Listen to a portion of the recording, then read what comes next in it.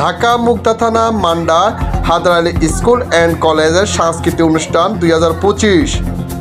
ঢাকা মুগদা থানার অধীনে Mandai Haider Ali school and কলেজের বার্ষিক সাংস্কৃতিক অনুষ্ঠান অনুষ্ঠিত হয়।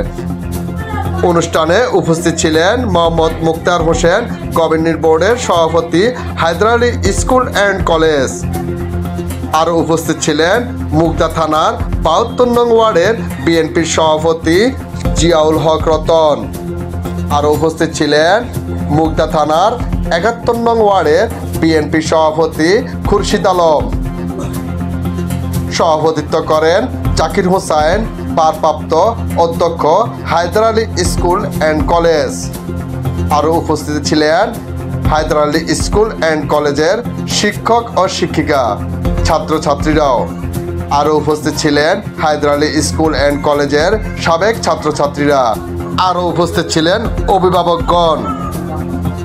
হায়দার আলী স্কুল অ্যান্ড কলেজের সাংস্কৃতিক অনুষ্ঠানে আনন্দ বিনোদনের জন্য বিভিন্ন ধরনের গান, নাচ, নৃত্য, নাটকের অভিনয়, কবিতা আবৃত্তি, বাঁশির সুর, বিভিন্ন ধরনের বিনোদন ও বিভিন্ন স্মৃতিচারণ করেন। সকল ছাত্রছাত্রী ও শিক্ষকেরা আনন্দময় উপভোগ করেন।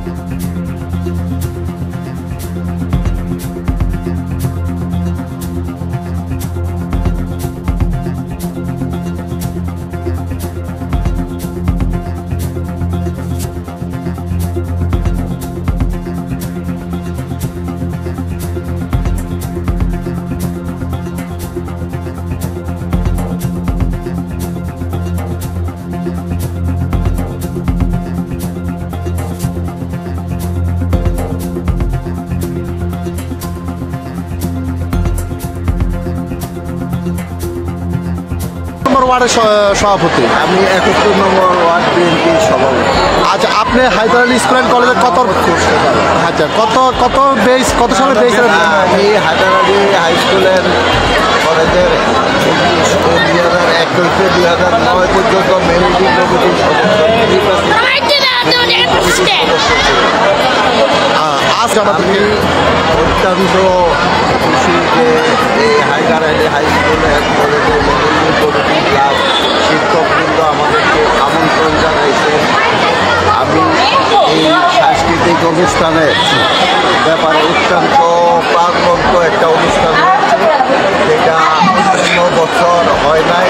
আমি আশা করব যে শিক্ষক মণ্ডলী আছেন এবং কমিটিরা আছেন, তারা অত্যন্ত সুন্দরভাবে স্কুল পরিচালনা করবেন এবং এই যে সাংস্কৃতিক অনুষ্ঠানটা অত্যন্ত সুন্দর আনন্দ হয়েছে। আমি আমার বিএনপির ৭১ নম্বর ওয়ার্ডের পক্ষ থেকে Haider Ali high school and কলেজের শিক্ষক এবং অভিভাবক সবাইকে অভিনন্দন জানাচ্ছি। নাকি বহিরাগত ছেলেরা যে একসময় আওয়ামী লীগই ছিল, এখন বর্তমানে বিএনপির নামধারী হয়ে কর্মকাণ্ড করছে, যাতে বিএনপি দুর্নামের জন্য? হায়দার আলী হাই স্কুলে বিগত যে ১৬ বছর আওয়ামী লীগ বিশেষভাবে হায়দার আলী স্কুলকে কৃতিত্ব করেছিল, আমরা তা চাই না। আমরা বিএনপি চাই একটা সুন্দরভাবে পরিচালনা করার জন্য। আমরা বিএনপি কোনোদিন হস্তক্ষেপ করব না।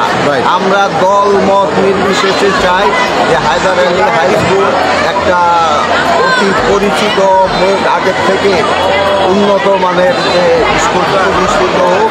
বিগত সালে আমি যখন ৯ সালে স্কুল থেকে চলে গেছি, তখন আমাদের ছাত্রছাত্রী ছিল ৪,৫০০ উপরে, বর্তমানে ১৬-১৭ আছে। তাই শিক্ষার মান অনেক নিচে নেমে গেছিল।